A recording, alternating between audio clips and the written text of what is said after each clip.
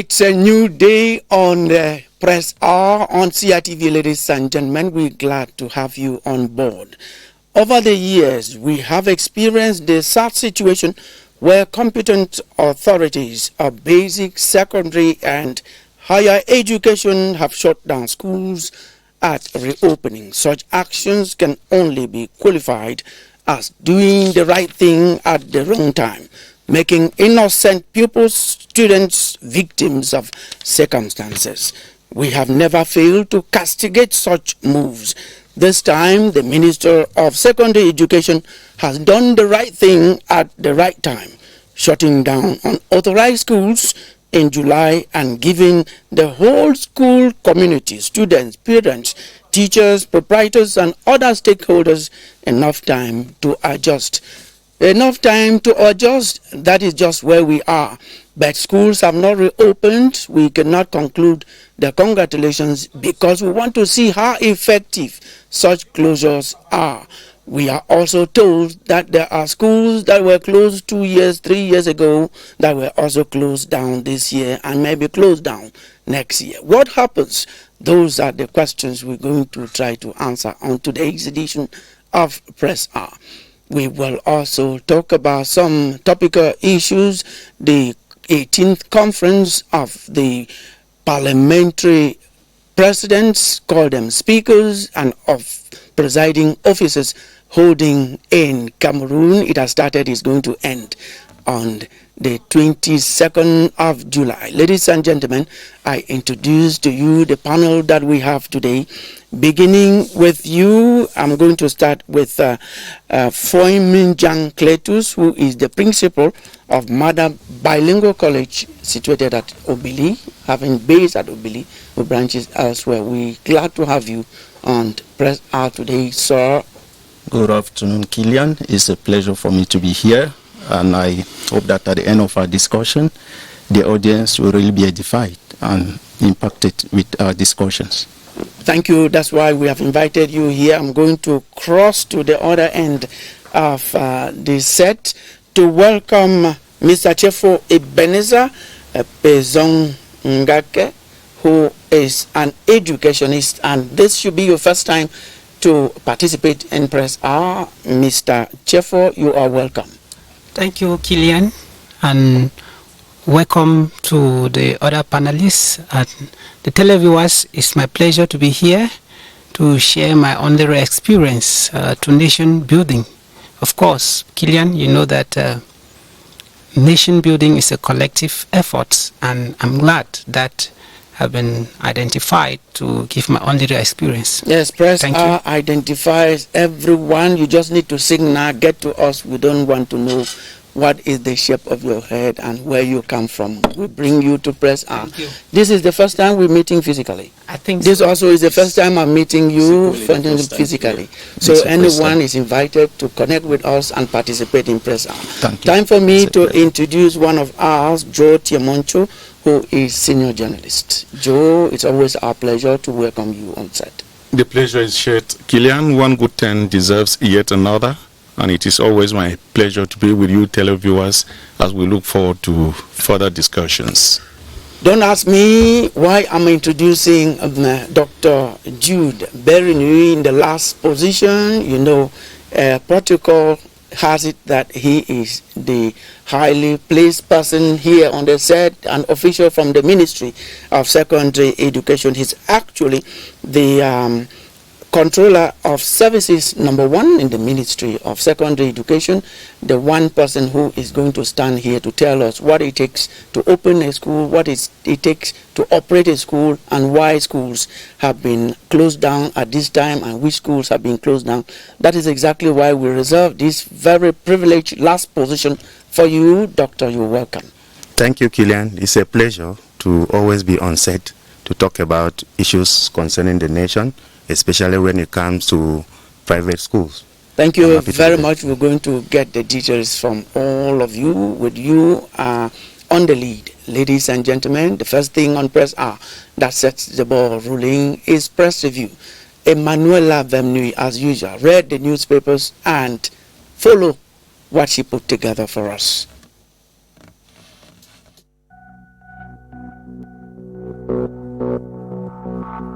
Newspapers are awash with revelations of the killing of kidnapped Indian delegates a year ago. Repentant separatist fighter reveals 6 kidnapped delegates killed in the Herald Tribune. To the Guardian Post, ex-Amba fighter narrates how kidnapped Indian delegates were killed. Says in the median that the 6 delegates abducted were killed and buried in mass grave before revealing that General Ten Kobo, who led the operation, was killed by bullet wounds in Newswatch. Municipal Updates thinks this is enough to send Amba leaders to the International Criminal Court. Just when Mayor of Mamfe goes tough on illegal cocoa exporters in the Dawn, he goes further to precise in the median that Nigerian buyers offer better prices for cocoa at a time Cyril Ramaphosa's inclusion in the AU's mediation team in the Russia-Ukraine war sparks criticism in the Guardian Post.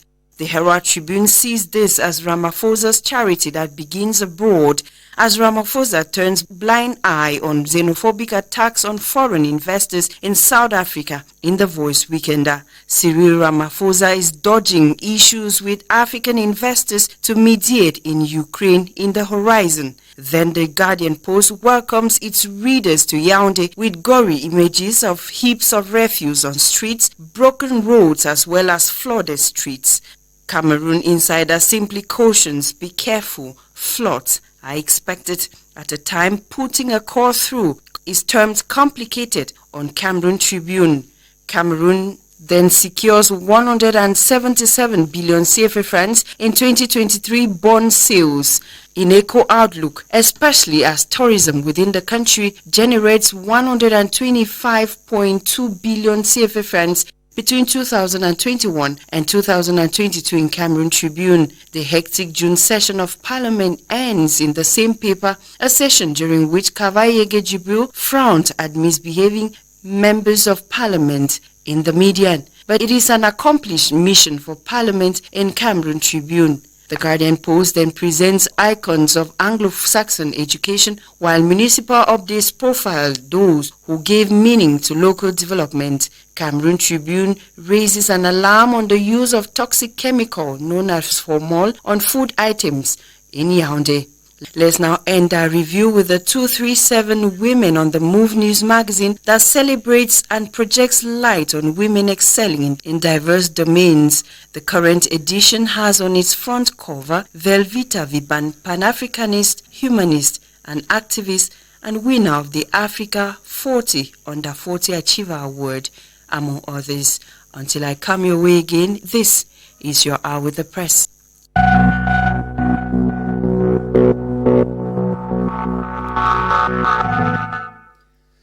Thank you very much, Emanuela. And we join you and the newspapers to celebrate our own Villa Viban, who excelled. Last week, we started our program with the former Prime Minister of Cameroon, Philemon Yang, who was nominated by Isemak and so many other African country representatives who are diplomatically represented in Cameroon, who actually joined Cameroon to present him as the president of the next General Assembly of the United Nations Organization. Last week also we had one of ours, Kilian, my namesake, Kilian Mbappe, who was the mover and shaker of everything that we had last week in this country. He has made people talking so much about his fame, the second highest paid player in the whole world after Lionel Messi. That is honor that comes to Cameroon. I'm also told that the best mathematician in the world is a Cameroonian. We're going to do a small research and make sure we bring that together for you in one program and see how Cameroon is excelling around the world. One of ours also, just Friday, 2 days ago, Professor Victor Mbarika was awarded the African Leadership Award in London by the House of Lords, and those are people we have to praise, all these people. Now, let us talk about the latest, just in 2 minutes. Professor Victor Barika, he is a patriot and he makes Cameroon proud. Beginning with you, Joe. Thank you very much, Kilian. Ndah. I would say congratulations to Professor Victor Barika on the distinction that he earned as an African exemplary leader. And you know that he's highly involved in the new information and communication technology as a lecturer and as a mentor to many postgraduate students. And I think that that is just another opening for Cameroonians on the international scene, because there is every reason for us to behave the way the Senegalese do by lobbying, campaigning, and getting more places in the international scene. That. We would not allow you to go so far. We'll let you go. You will go unstoppable. Yes, Mr. Fonmunjang, when you look at a Cameroonian excelling, you are the principal of a school. What do you tell your students? Kilian, the first thing I want to acknowledge is the fact that I love identifying myself with successful people. So I'm really proud that he's from Cameroon and he's doing great things out there. As a principal, as an educator, all of us, we want our learners to excel, to succeed. And so this is a wonderful example for them to emulate and actually continue to push forward, because until you break the walls, you will never get to the stage of success. Yes, there is nothing easy. There is nothing rather good that comes easy. Yes, Ebenezer, you are also an educationist. Yes, thank you, Kilian. I want to salute the ingenuity of Professor Victor Barika. He is really driving towards where the world is moving. Something, when we talk of IT, that is the orientation in this century, and I pray that many other Cameroonians of his kind should think about their country, just like you have the ICT University. They should think about their country and see how they can contribute towards nation building. Yes, Dr. Jude Berinu, I always end with you. You know you are the authority on this set. Well, what orientation do you have for people to do IT, because he is an IT specialist excelling? We have to orient our education now towards technology.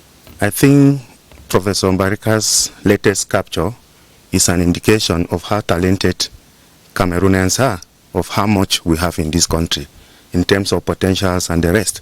At the time when the world is moving towards ICT, it comes just as the right time to remind us that if we have to hit the ceiling, as other countries are doing, we have to go for ICT. Exactly. Let us watch and listen to him. We got in touch with him, and there is something, ladies and gentlemen, I want you to watch on him. How he carries Cameroon on him and talks and feels Cameroon. It was really my honor receiving this award at the British House of Lords in the presence of Lord Simon Woolley, who commemorated the event with me as a recipient of this award. This was the award, the African Leadership Award, given to me during this. And I received this award not just on my behalf, but on behalf of my great country, Cameroon, as well as a lot of young people in Africa that look up to me. This award is for you. I've been blessed to receive many, many awards in my career. 3 Lifetime Achievement Awards, many awards from the US and many other countries. But this means a lot to me, recognizing the power of leadership. Exactly, means a lot to all of us. You saw his tie. That was Cameroon he was carrying, speaking and talking Cameroon. We're not going to comment on that again. We have one other thing, that is event that is happening in Cameroon. It started on the 18th and is going to run right up to the 22nd of July. That is end of the week that has just started, and is also distinguishing Cameroon as a country that is not like any other. It is the 18th Conference of Speakers and Presiding Officers of the Commonwealth African Region, and is taking place in Yaoundé. The theme is Africa, Parliament and Agenda 2063, and is patronized by the President of the Republic of Cameroon, His Excellency Paul Biya. we are going to use 5 minutes to talk about Commonwealth. You know, Cameroon is different. We grew up knowing that Cameroon and Canada are the only two distinguished countries in the world that are officially bilingual. I underline the word officially bilingual. We should be proud of ourselves, and we should draw lessons of what we learn by belonging to the Commonwealth, which is also going to be on the table when these experts and speakers and officiating officers meet beginning Monday to Friday after arriving in Cameroon since the 13th. Yes, beginning, I'm going to go around, beginning this time with Jude, who is secondary education. We know that technically we have so much from the Commonwealth. Exactly, Kilian. I think we have to be proud as Cameroonians. You mentioned Cameroon and Canada being the only countries in the world that are officially bilingual in English and French. And for Cameroon to have given the opportunity to host the 18th parliamentary session for the Commonwealth, it is an honor and it's a pride session for us. Speakers and officiating officers. Exactly. I think it's an honor for us. Yes, Ebenezer? Thank you, Kilian. I think it's an honor, just like the previous speaker said, and I want to remind our audience that every organization have their core values. And when we look at the core values of the Commonwealth of Nations, we will realize that they have sustainable economic development as a core value. They have the protection of the rule of law as a core value. And then we have human rights as a core value. And when we interact at the international circle, Cameroon is standing at the receiving side.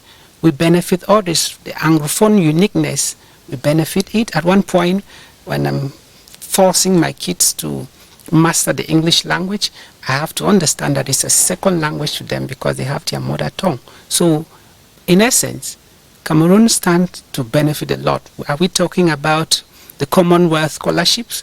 Are we talking about the Commonwealth literature, Commonwealth games? Cameroon has been participating. Sports, and, yes. Yes. Now, let us give other areas to the person who has not spoken. He has talked of scope of politics, cooperation. He should talk also about culture and education we're talking about. Thank you very much, Kilian. I think that we need to get into the background of the origin of the Commonwealth before we better appreciate the core values that the last speaker just articulated.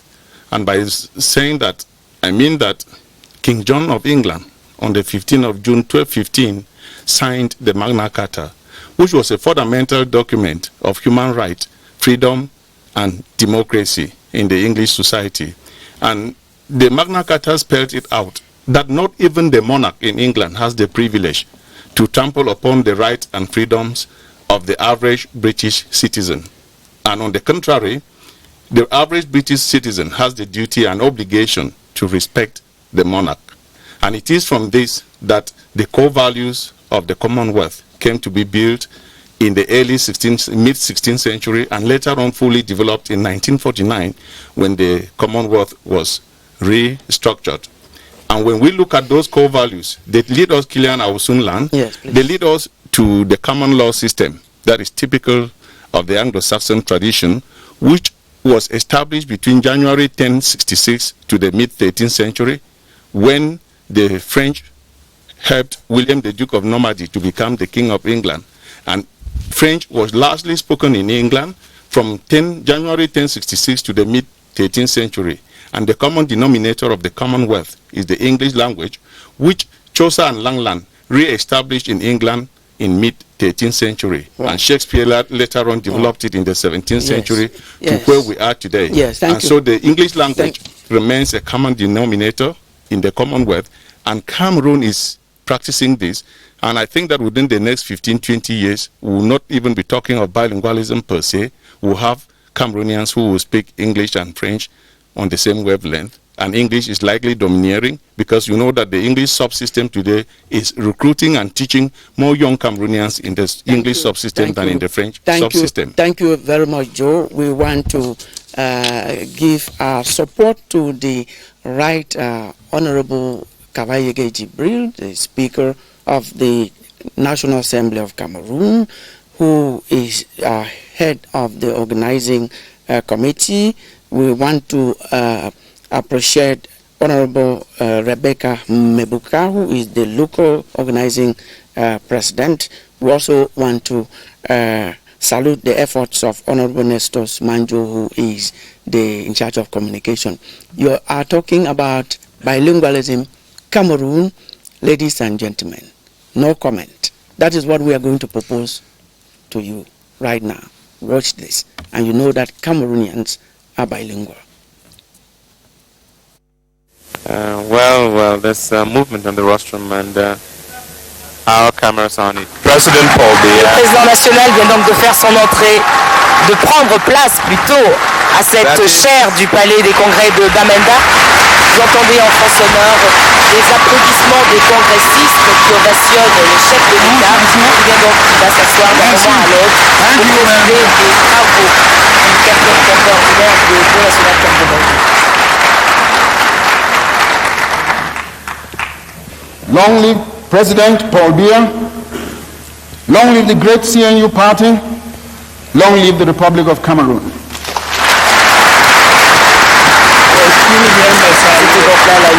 That was the president of the senior subsection for the Ndifon, who delivered a beautiful welcoming speech to President Paul Biya, which the president will now reply. À présent, la réponse du chef de l'État. Ladies and gentlemen,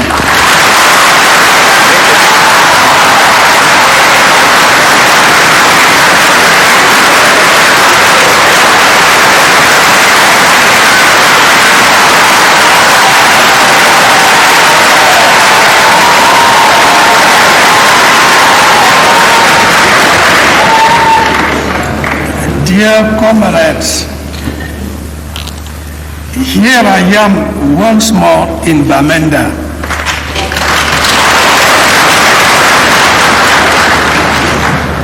And how good it is to be home again.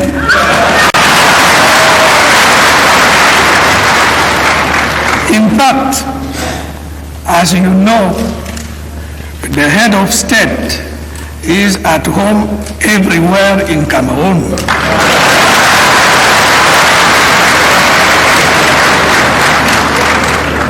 But for me, outside Yaoundé, Bamenda has become a special home.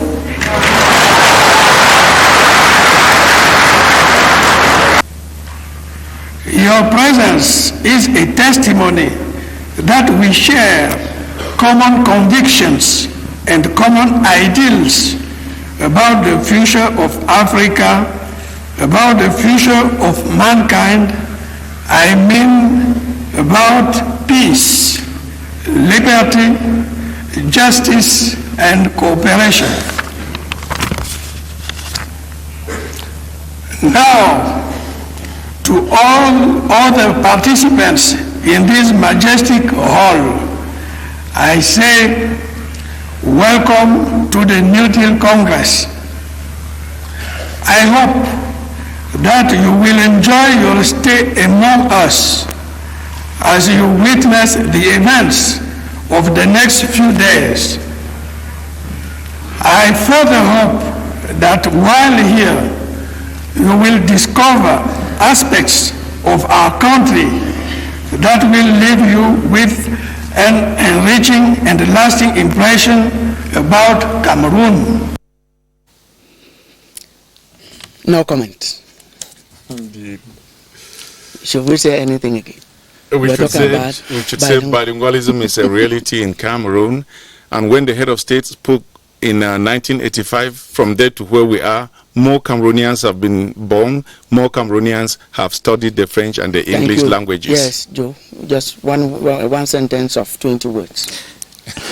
It's really difficult, you know, one sentence of 20 words. But nevertheless, I just want to appreciate the fact that Cameroon is part of Commonwealth, and its uniqueness has made it possible for them to host this parliamentary session in Cameroon. If you are not unique, if you do not distinguish yourself, you can't be given such an opportunity. Yes, Ebenezer, the articulation there, when I listen to you, each time you speak, I see how you make an effort to make sure that all the sounds, syllables, and the words have their place. When you watch that and the articulation, tell us something.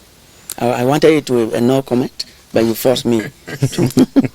Well done, Mr. President. I think some of us of the younger generation who never had the opportunity to watch this happen, we were kept in the dark, and I want to encourage senior citizens of his caliber to imitate such a bilingualism, and then also it should be more practical. Yes, thank you.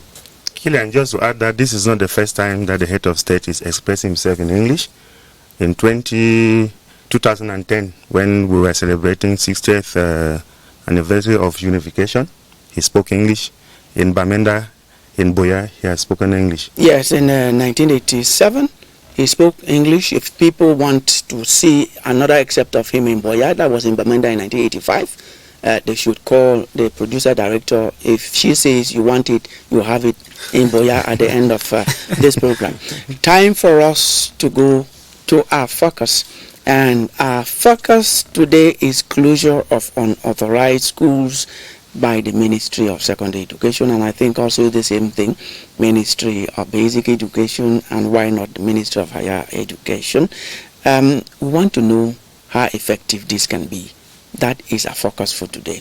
And the man of the situation on the set here is Dr. Jude Berigny, who is the Controller of Services #1 in the Ministry of Secondary Education. That is the official appellation of your title. We address you as such. Tell us how many schools have been closed, why are schools closed? Thank you, Kilian. As I said at the beginning of this program, it's an honor for me to sit here and talk about the Ministry of Secondary Education, especially private schools. This year, 114 schools have been shut down from 118 last year. And you said something at the beginning.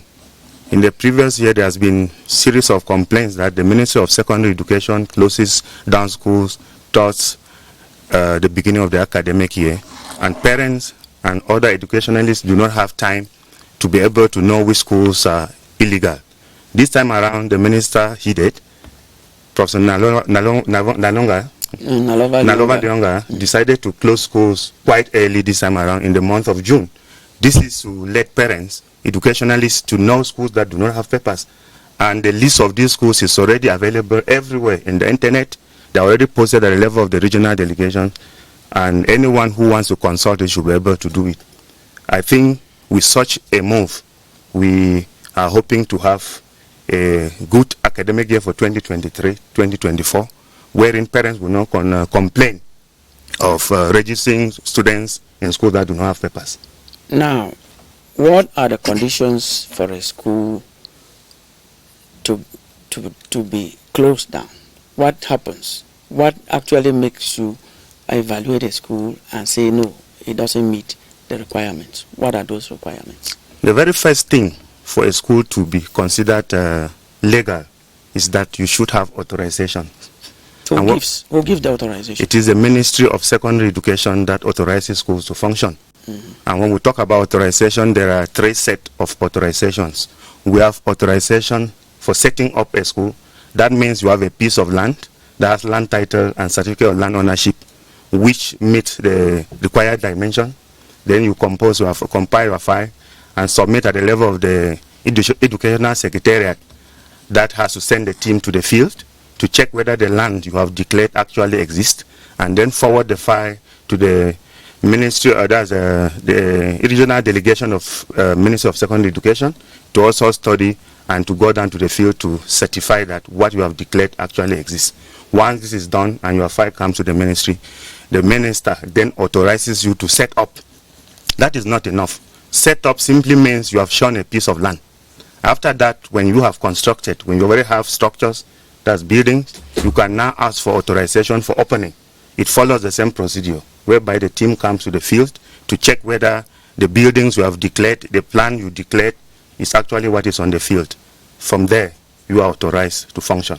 If you, at the beginning, wanted just the French system of education or the Anglo-Saxon system of education, and after some time, you want to extend it to another system that is from French to English, or you ask just the first cycle and you want to extend to the second cycle, or you ask a general education and you want to extend to technical, or you want to get bilingual, you need to also ask for the ministry to authorize you to have extension. Yes, we want you to explain all these things for us before we go into the discussions. Now, you talked about when the person has applied, there's a control team that goes to make sure that they have the land, they have it. What is the land surface that you permit for a school, the minimum to open? The minimum for a school to open, for example, you want to go for general education, is 2,500 square meters. 2,500 square meters. You want to go for general and technical, it should be around 3,500 square meters. Because there you have workshops and you have so many other things that you have Definitely. to do. Now, when we look at what you are giving, don't you see there is a problem because we have schools that do not have even verandas? What happens? And the schools are everywhere around the country.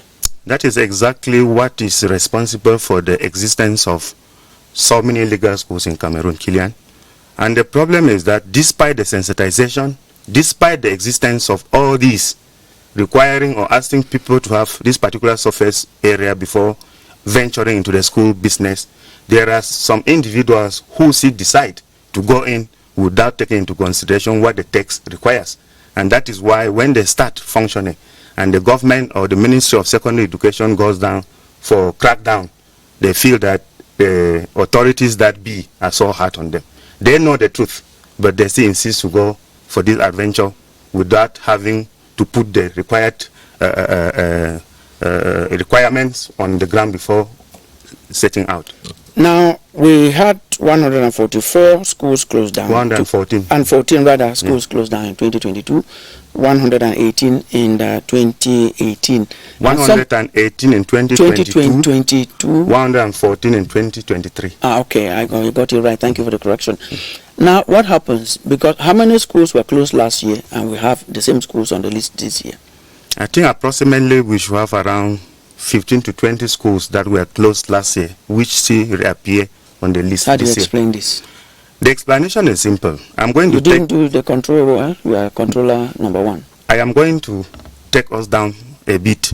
Let's take, for example, in the littoral region, whereby most of the schools, if you look at the list, the littoral region carries the majority of the schools have been shut down. One simple fact is that most of the schools that appear and reappear each year in the littoral region are schools that are situated in areas whereby the owners cannot have land title, because that land, like swampy areas and the rest, we have, for example, Bois de Senj in Douala. Most of these schools are found in Bois de Senj. It is difficult for them to have land title, which is one of the main documents that you are supposed to put in your file before you can be authorized. We are going to go further in the control system that you have, because we think that that control system has a problem. That's why schools are closed despite your explanation. Now, Kilian, just an input to find out what has been done within the dispensation of decentralization in order to ease the process for the creation of a school. How about the sub-delegations, the divisional delegations and the regional delegations? What is done? Yes, I give credit to Joe, my colleague, to ask that question. Generally, I'm the one, but... Joe, I'm going to react to that by saying that all of us know that decentralization is an ongoing process. And I'll come back to indicate that he raised an issue about control having problem. I don't think the problem is actually the Ministry of Secondary Education. Let us be clear on this. The Ministry of Secondary Education, the Minister signs an order shutting down schools. The implementation of that order, there is a competent authority that is supposed to do that. We have We have the governor of each region that where the school is closed. We have the senior divisional officers, and we have the divisional officers who have the mandate to actually seal these schools that are shut down. It's not the Ministry of Secondary Education that seals, because we do not have that competence. You are the competent ministry. That explanation is good, but I think there's something lacking. You are the one to do the follow-up, because once you close a school down, you have to follow up if the governor, the division, the senior divisional officer, the divisional officer, if any of them fail to do their job. This is what happens. For the benefit of our children, and you are the competent ministry. This is what happens. There is follow-up. For example, the list of schools that have been shut down for the 2023-2024 academic year is out. There is a fax message that the Minister of Secondary Education forwards to the Ministry of Territorial Administration. That is through the governors, through the senior divisional officers and the rest, to actually go down and seal the schools. At the beginning of the academic year, the Ministry of Secondary Education will have to do follow-up, to go down to the field and check whether this decision has been respected, whether these schools have been sealed, and then give the report to the competent authorities. We are saying that you should push that checking. Now, Mr. Fon Munjang, you have a school. What do you fulfill? Your school has not been closed down. It means that you fulfill this. What other difficulties do you face with the authorities, competent authorities? My school has no problem with authorities because we always meet up to the expected requirements. Actually, what is the surface area on which your school is built? He said 2,000. So if my school is not shut down, obviously I respect that requirement. We cannot check that out here.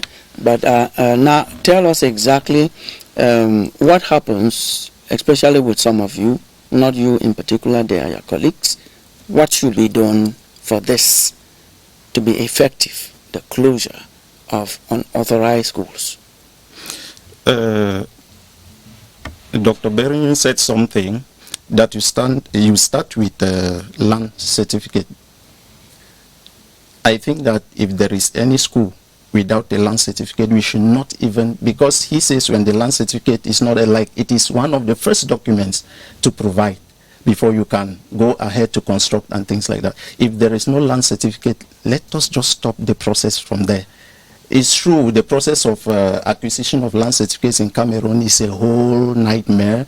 It takes a couple of years before such a document can come out. So advice maybe to the proprietors, and coming back to the personnel of the ministry, please, in order to stay away from this disorder, I call it disorder, because a school is a milieu where quality education should be dispatched. And I think any institution that is not authorized is a risk to the future of those learners who are actually going there.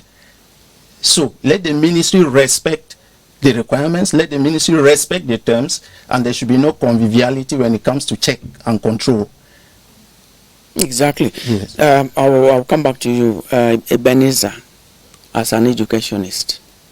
Do you teach in one of the schools anywhere?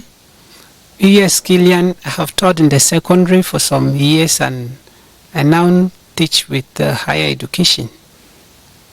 And concerning the issue of clandestine schools, I think that the highest blame is, I put it on the authorities that be the Ministry of Secondary Education. Joe mentioned something, the aspect of decentralization, which is very slow. And when you look at the list of documents authorizing a proprietor to run a school, they are pretty much above 20 documents from creation to operation. There is a lot of administrative bottleneck, and I think that somebody mentioned the aspect of land document, land certificate. It is one of the major problems. But I want to bring back our attention on when we look at these documents, there are so many, and I keep asking myself, how come a school is created overnight? Because for a school to be created, we have to talk about a lot of resources to be put in place. Are we talking about financial resources? We're talking about material resources.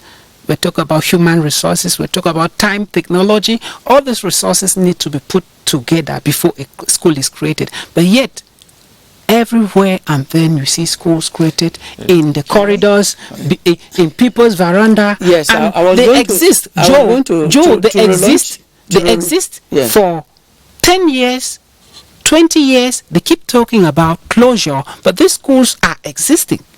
So how come some of them are even having the legal documents, but they do not meet the requirements?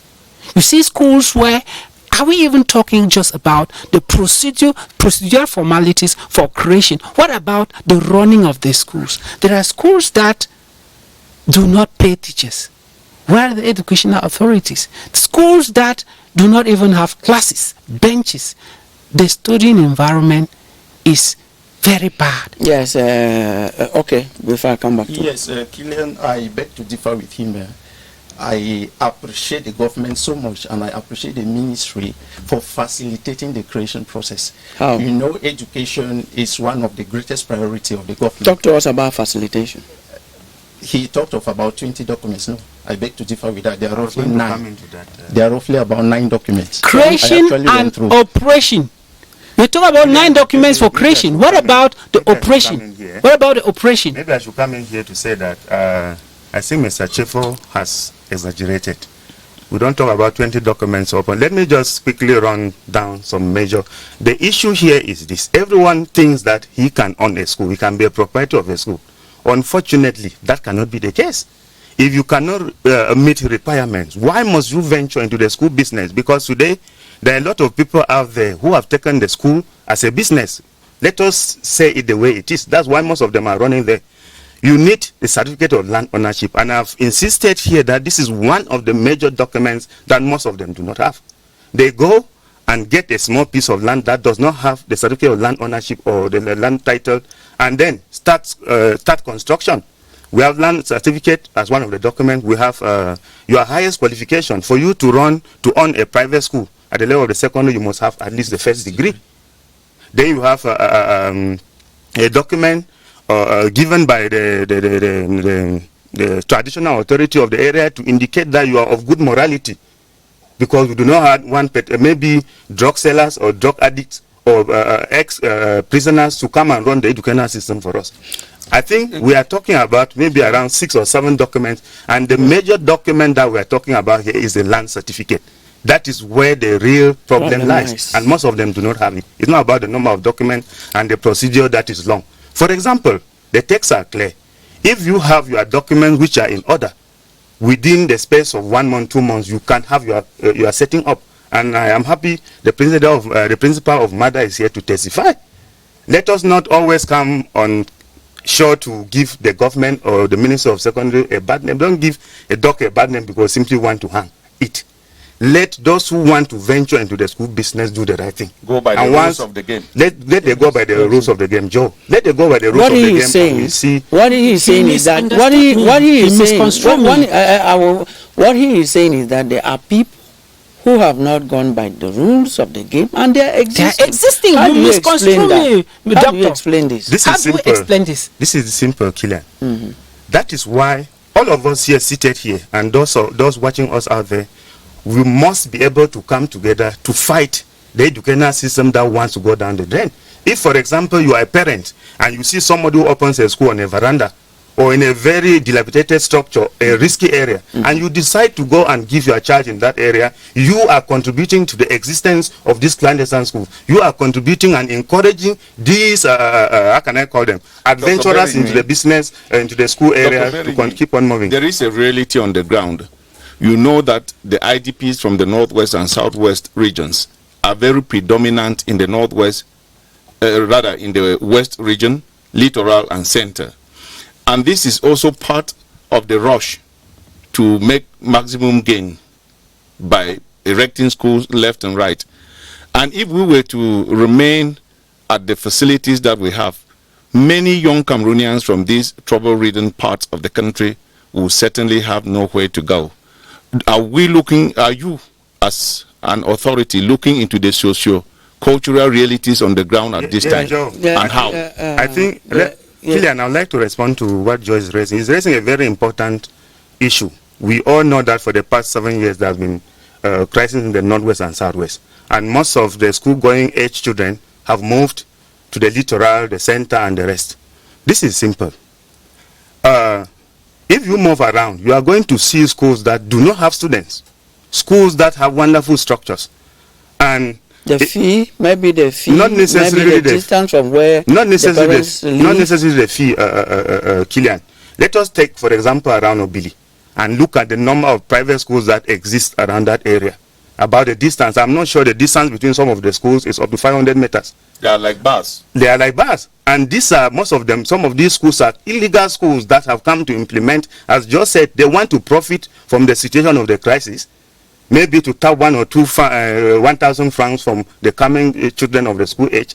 And that is why there is the issue of clandestine schools that are flourishing. Go to the Mungu, especially in the Mungu. Most of the schools that you see there, majority of the schools that are clandestine there, are the ones hosting IDPs, as they have now termed, and they want to profit from that situation. You will see the schools there. You will see them.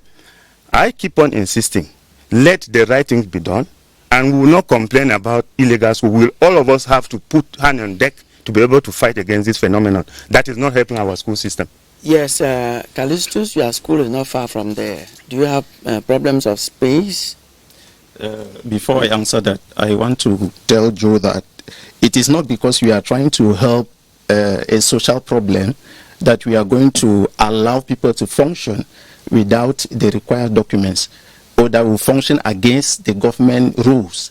I don't think that we should encourage that. It is not good. As I said here, we are talking about the future of young Cameroonians. We are talking about the future of the country as a whole, because these structures, they are supposed to educate these learners following the curriculum put at their disposal by the ministry. Now, if a school is functioning clandestinely, it means that even their programs are not being checked, and maybe they are using something else than that provided by the ministry. So I think that we should not cajole such things around us. I'm not saying that we should bend the rules of the game now in order to accommodate IDPs. I'm saying that the socio-cultural realities of our time is such that the IDPs are existing, and the Ministry of Secondary Education has the latitude to accommodate them in mainstream schools. Is that done? How is the situation managed on the ground? That is not the issue. Kilian, doctor, that actually is not the issue, because you just give examples of how you have accommodated, and there are examples to give. The issue is these are schools that do not meet the requirements. Should we, as you are saying, just accommodate? The answer is no. So, the ministry has done the right thing at the right time, given enough time, and we know the Minister of Secondary Education has carried out far-reaching reforms in the secondary education. Kilian, we must appreciate. Since she came, she has come up with the policy of clean schools, and is succeeding. She has made it in corruption within the school milieu, even registration and the rest. We don't hear that anymore. Right. The publication of GCE, baccalaureate, and the rest. She has stepped up e-learning. We have fewer problems. So, unauthorized schools should also get out of the road. That is why we are saying. It is social reality. What we are looking at is the ability to shut down the illegal schools and accommodate those children, especially the IDPs, who are found in those illegal schools. Because at the end of the year, because of lack of the means to pay their fees, some of them may be knocked out of school. Now, we are going to answer. We have yes. Let me come. The question was addressed to me, and I did not even answer it. Yes. The question was: are there so many schools around Obili, and why is it that they are not being closed? It's simple. They meet up to the requirements of the ministry. I am at Ndah, just adjacent Eric. Just down the road, you have Faith Comprehensive. Just the other way, you have Champions. Not far from there, there is Frankie down that way. If there are schools, and this is the zone where the IDPs... School, not far from... yes, this is actually the zone junction that harbors most of these IDPs. My school is one of the schools that was created in order to help IDPs. That's why in my school you have so many IDPs on scholarship. Okay. So many of them. That is good. You've cleared that point. Now, the question we have to answer now, which is the main question that we have for this discussion, is how effective can the authorities that have made this decision, how can they make this effective, the closure? I'm going to start with you, Beneza.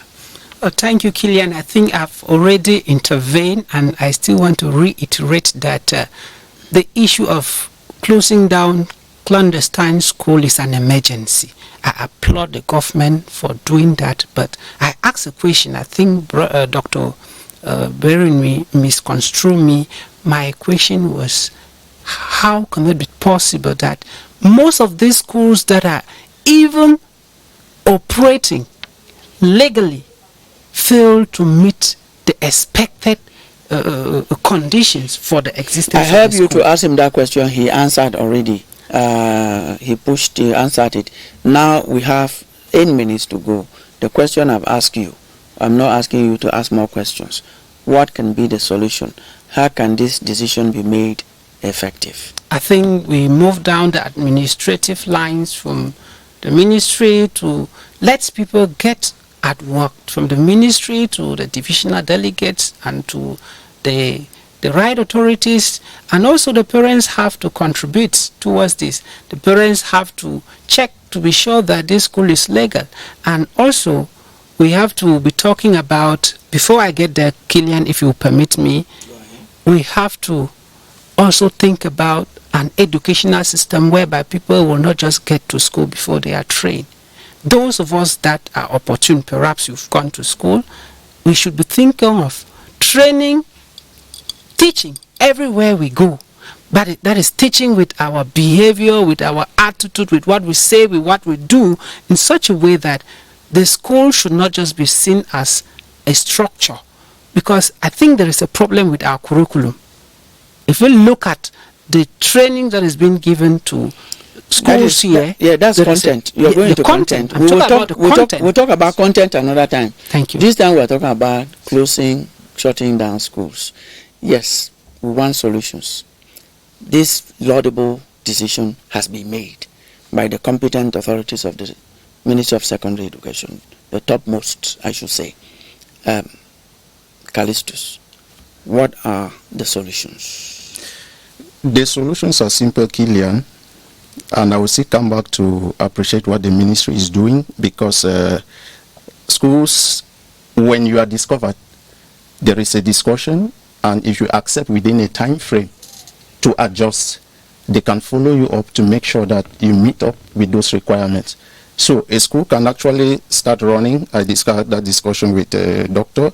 A school can run for some few months. If within that time, the control body of the ministry goes down and discovers this, they do not just close. You know, as I said, the future of these learners is at stake. So they tell you what is required, they tell you what you have to do, and if maybe within the time frame that you people have accepted and you do not meet up, they actually come to close down. So the way forward is simple. Let proprietors, let founders make sure that they meet up to the requirements of the ministry. That is the simple solution here.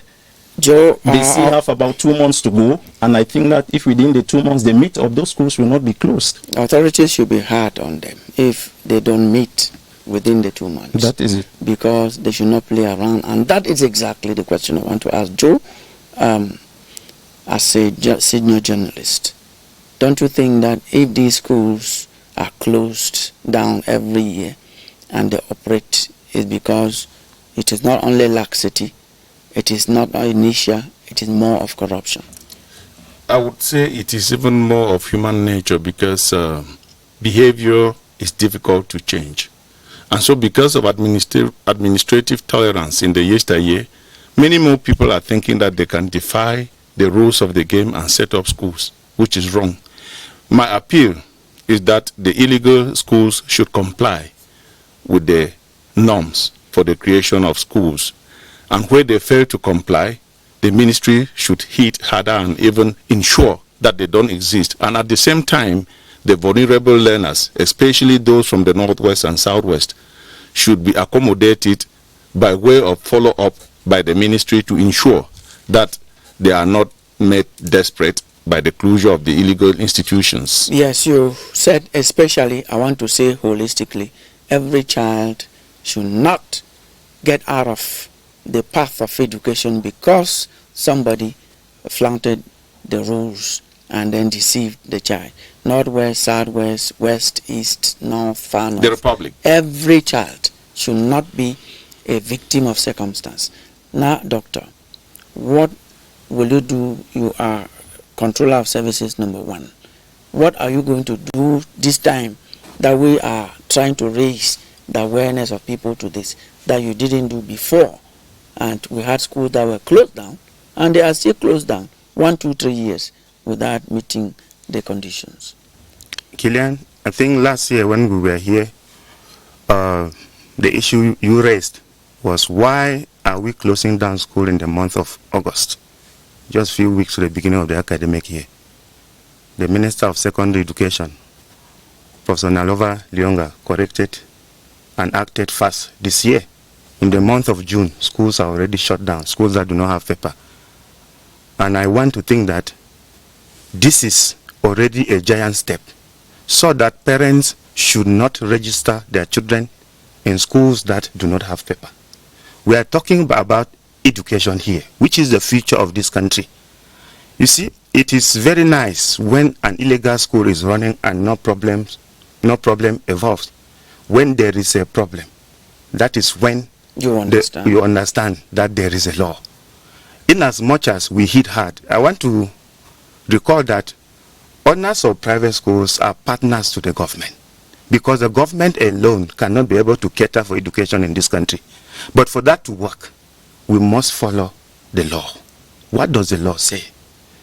Say, if you feel that you are not yet ready to run a school, let those who are ready, let those who can provide land, let those who can provide good structures and give sound education to our children do that.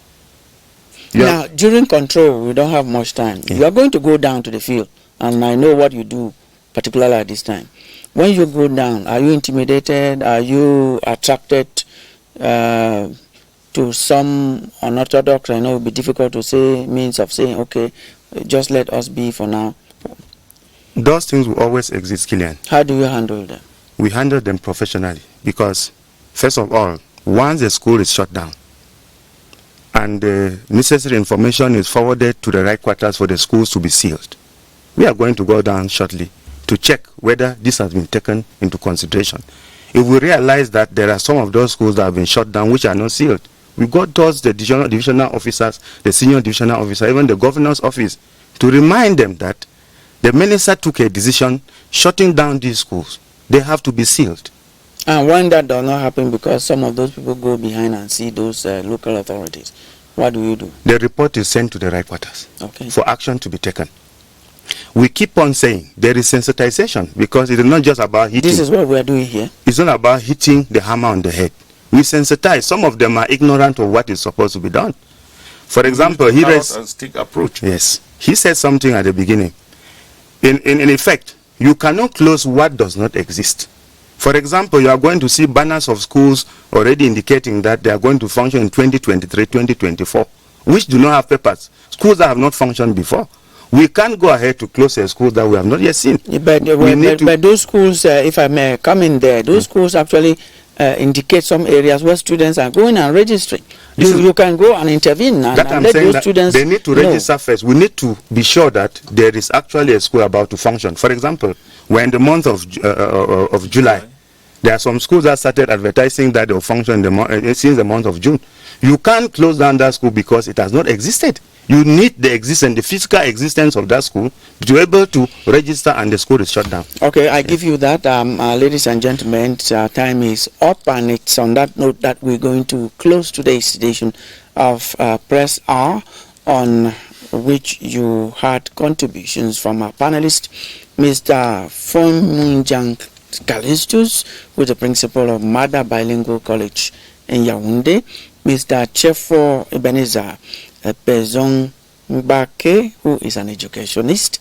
We had Joe Tiemoncho, who is a senior journalist, and Dr. Jude Berinui, Controller of Services Number 1, the Ministry of Secondary Education.